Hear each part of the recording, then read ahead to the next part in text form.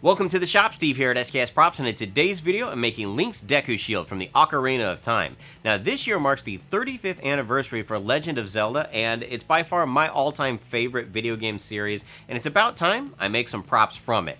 Now this particular shield is of course made all out of my HD foam, which you can find over at Blick Art Materials, and this is a mashup. It is based off of the original from the Ocarina of Time, but I also looked at the new Super Smash Bros. That has young Link in it and an HD version of this shield.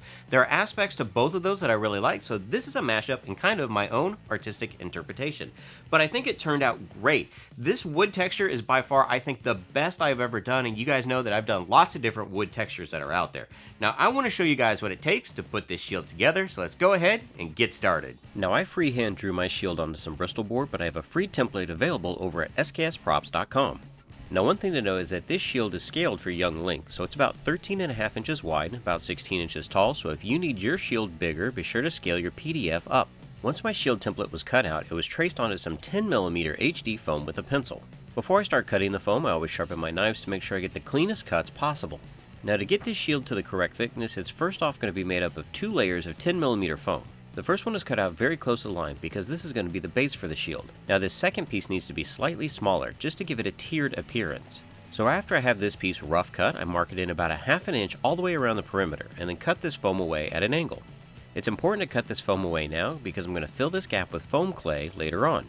To adhere these two pieces together, I'm going to be using some Weldwood contact cement. This adhesive is applied generously to both sides and a heat gun is used to speed up the dry process. Now because the seam needs to be pretty tight, I'm going to put a bead of super glue around the edge before the two halves are pressed together. Once the glue is good to go, the two halves are firmly pressed together and a PVC pipe is used as a rolling pin to get even distribution. With the main section of the shield now set aside to cure, I can start working on the template for the bark.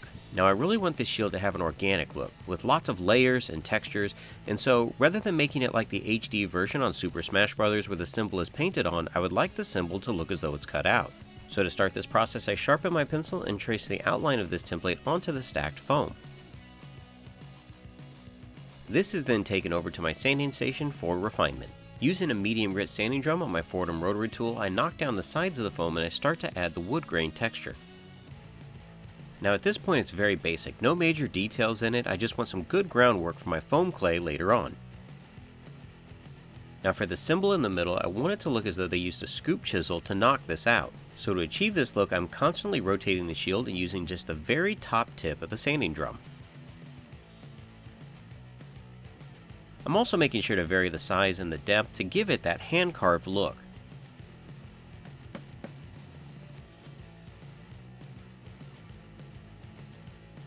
With the front refined, at least to this point, I can now start working on the back.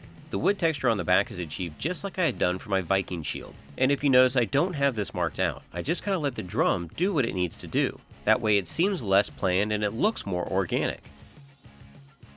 Now just like the front, you want to make sure to vary your lines and the depths. Once I have most of the thicker lines taken care of, I then switch over to a smaller stone bit to add some more detailed lines.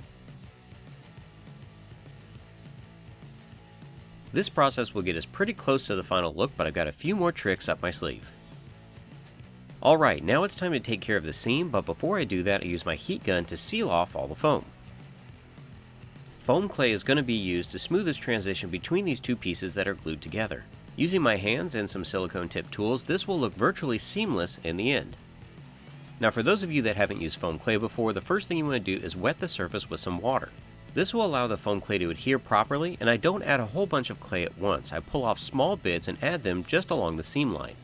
Once the seam is pretty much covered, I can then go in with some silicone tip sculpting tools and follow those lines that I had created earlier with the sanding drum. And in this type of application, this is where foam clay works really well. Taking your time and slowly working around the piece, you can really get some interesting organic shapes. Now if you notice, I added more foam clay than I needed, and I did this for two reasons. The first is that the foam clay will shrink a little bit as the moisture wicks out. And the second is that after 24 hours, I'm going to go back and sand this down to make this seam more uniform. So while the foam clay gets set aside to dry, I can start working on the piece that will make up the bark. My template for this is transferred onto some 6mm HD foam and cut out with a scalpel blade. Notice I have lots of ridges on the top and then on the bottom. These are going to be great markers for me to add texture to the bark later on. Now while I'm cutting this, I am trying to follow my template and be detailed and careful, but if it doesn't match exactly, it's no big issue. Again, we want this to have that hand-carved look.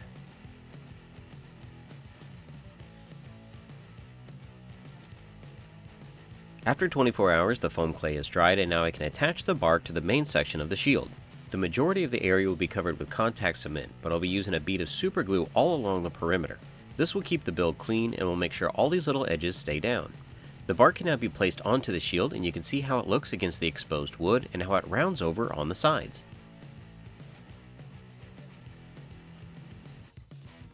Now it's time to add texture to the bark, and I'm going to use all these jagged little points at the top and the bottom as a guide as to where the details need to go. I mark the main detail lines that I want to accent with a pencil, and then use a small sanding drum to remove the foam.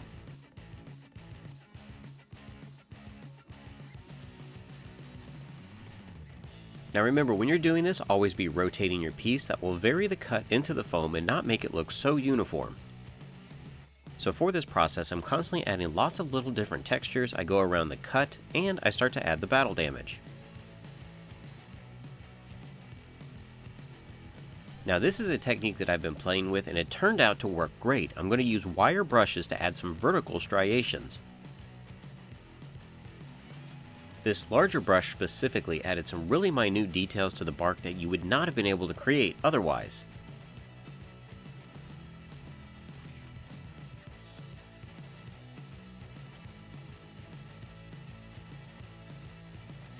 I want the handle for the shield to be pretty robust, so I cut down part of a metal yard marker. This piece can then be bent and pressed into the foam to check for fit. Once I determine that it works, it's traced onto some Bristol board, and then I sketch out the final handle. This metal bar is going to be sandwiched in between two pieces of 10mm HD foam to get the desired thickness. So just like the main section of the shield, contact cement is used along with some super glue, and these two pieces can be firmly pressed together. The excess foam can then be trimmed away, and I use my Dremel rotary tool to also give this kind of a hand-carved look. Now remember, Link is left-handed, so this shield is designed to go on the right hand. Super glue is added to the exposed foam, and the handle can be pressed into the shield. The handle is now secured, and it's not going anywhere. I'm really happy with how this turned out. To make the armband, I cut a strip of 6mm HD foam approximately 2.5 inches wide. The strap placement is marked onto the shield, and then I use a smooth sanding drum on my Dremel rotary tool to round over all the edges. I'm going to be adding the tinfoil leather technique to this foam by heating the foam up and pressing the tinfoil into it. I'll have a link for the original video up above so you can check that out. But this process always gives a great subtle texture. Using a pencil, I mark on the top and the bottom of the strip exactly where the glue is going to go. Then after gluing one end down, I insert a roll of paper towels to get the correct curve for the strap. Now you can always vary this process depending on the size that you're going to need for your arm, but since this is going to be a display piece, this will work fine. Using a 15mm hole punch, I'm going to be making some faux rivets. Now if you don't have a hole punch, you could sharpen a metal pipe or just cut them by hand. The edges of the fake rivets are knocked down with a sanding drum and then just glued into place. It's been a little over a full day, so now I can start to address the foam clay that's been covering the seam. I start by knocking down the majority of it with a smooth sanding drum on my Dremel rotary tool. Then using the very edge of the sanding drum, I follow the lines that I had made earlier on to make it look seamless. With construction of the shield complete, I can do a light heat treatment over the entire surface and then move on to sealing and painting. I'm always looking for safer, non-toxic alternatives for my art projects, so this time around I'm going to be using Creature Cast, which is a neoprene rubber that can be brushed on or airbrushed. Now right out of the jug, the semi-rigid is pretty thin, so I'm going to be using this Neo Thix to thicken it up just a little bit. This consistency will definitely help me brush it on, but it won't destroy any of my details.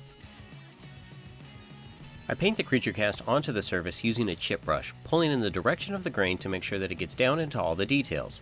Creature Cast adheres to the foam really well, and because it is a neoprene, this is going to be a very strong surface. Now it is possible with the thickening agent that this could build up some and leave some brush strokes. If you didn't want to deal with that, you can just run this directly through an airbrush. What's also cool about this material is that after a couple layers are put down, you can even wet sand it for a smoother finish.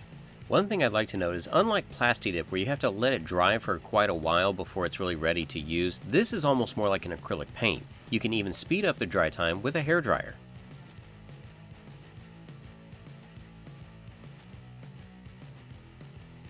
Here on the armband, I laid down an excess amount of the creature cast and then stippled that to give it an additional texture.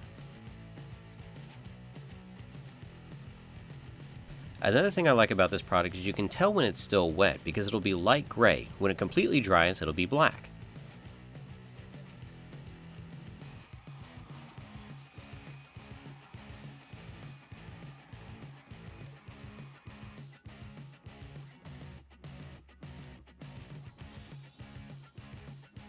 To start the painting process, I'm going to be using some Liquitex Heavy Body Unbleached Titanium for the exposed wood parts.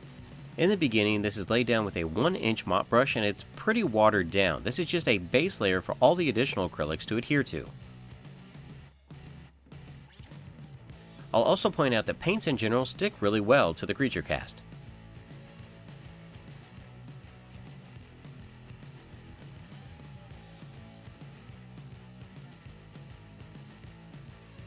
Now it's time to start defining the darker shades for the wood, and to do that I'm going to be using Utrecht brand Burnt Sienna and Raw Sienna. These colors are mixed together with the unbleached titanium and a little bit of the Mars Black. Here you can see the different variations in the brown, and that's good. It gives a lot of different contrasts and colors to it, and I usually tend to work from dark to light.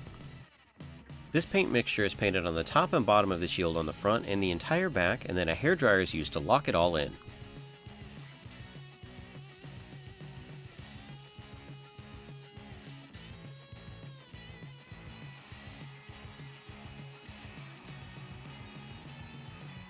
For the bark on the front of the shield, these same colors are also used. I just add additional Burnt Sienna and Mars Black for a darker tone. And by using these same colors throughout the entire piece, it unifies it and keeps it within the same color family.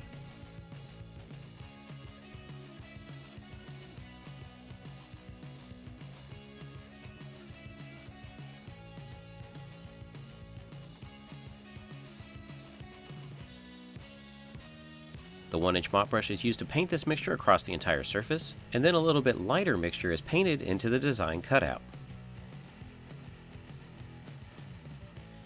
While I'm allowing all that to dry, I can go in with a smaller filbert brush and start to clean up the edges along the perimeter. This mixture has less water to it with a higher pigment count, that way it covers considerably better. For the symbol that's cut out in the middle of the shield, I'm going to be using some Utrecht brand cadmium-free red medium. In the beginning, this is mixed in with the wood colors I already have mixed up available on my palette, but then I keep dry brushing and building upon this mixture, adding more of the cadmium-free red each time.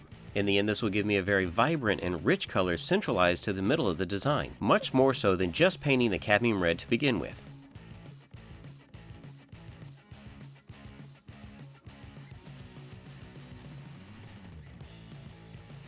Now that the symbol has been painted, I can go back in with my filbert brush and clean up all the edges of the bark.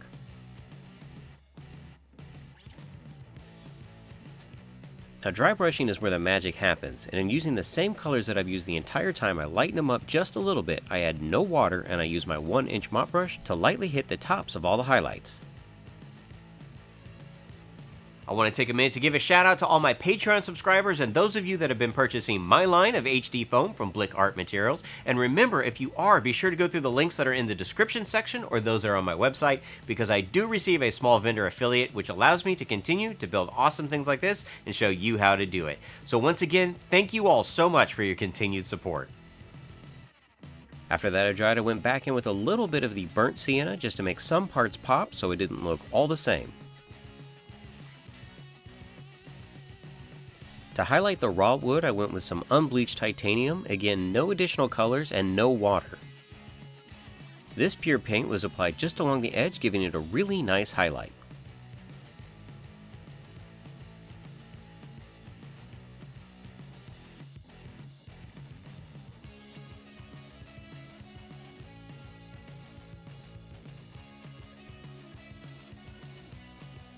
Using the same dark tones that I had mixed up for the bark, I add a little bit more of the Mars Black. This color is going to be used for the leather strap. The paint mixture is applied with a small filbert brush and left to dry.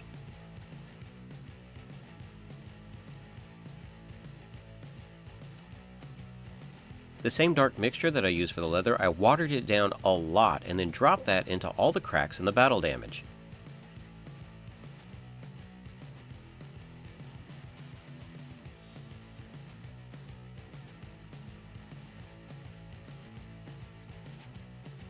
Now you guys know me, I love my layers of paint, and the exposed wood was looking a little too bright to me, so I mixed up a wash and applied that over the entire surface.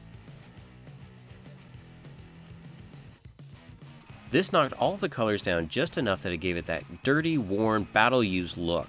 Then I could go back in one more time with the unbleached titanium highlight, and now it looks perfect.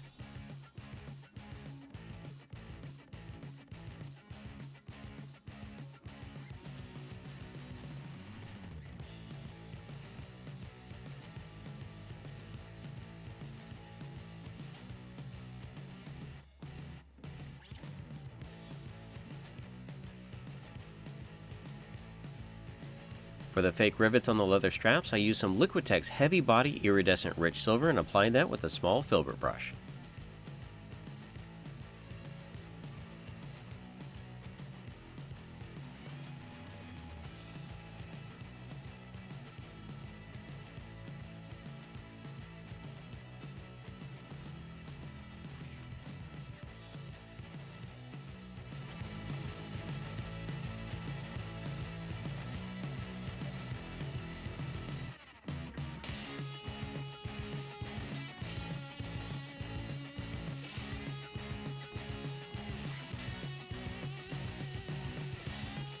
So you all can see the steps that I took to put together Link's Deku shield from the Ocarina of Time, or at least my version of it, my own interpretation, but I think it turned out great. And hopefully these are the types of techniques that you guys can utilize in future builds.